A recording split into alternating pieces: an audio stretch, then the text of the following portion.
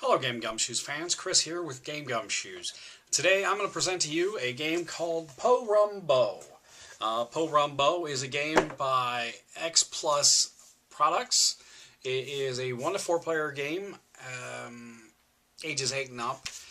It's what I would like to say is a mixture of, say, poker, rummy, and Scrabble.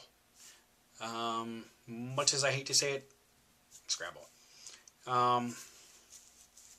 In this particular case, you're actually playing vaguely like poker. Your components are a 1-minute sand timer. You have two 52 card decks. They're half-size cards, so they're difficult. From what I've read in the rules, there isn't really any reason to play with both decks. I guess the one is just there as a backup in case this one gets damaged. I will say that shuffling these cards is a little difficult. Normally, when I shuffle a deck of cards, I do corner to corner and then blend them in. With this deck, that is a little difficult. Maybe it's because of the size of my hands or whatever.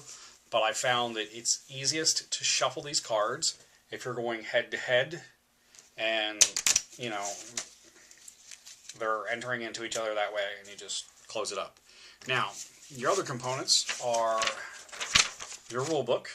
Your rulebook is fairly simple. In it gives you explanations on how to score and how to lay out your cards.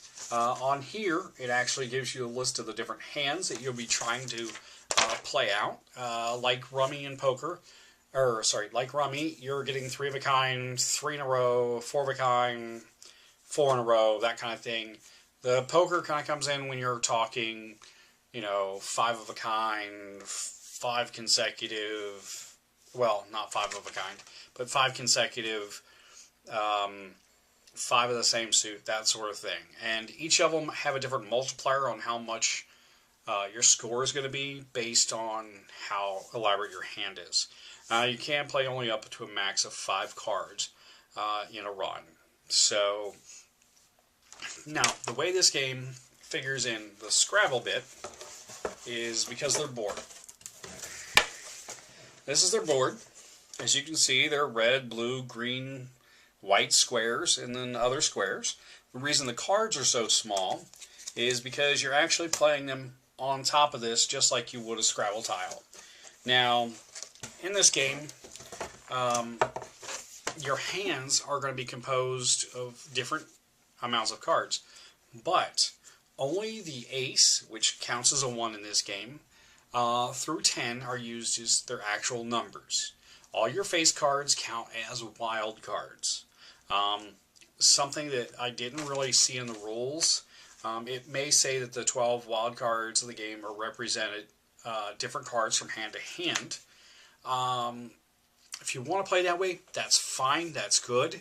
But I found it made it a more challenging game if you said, okay, this person laid out this hand of cards, and their wild card was, say, the 5 of clubs.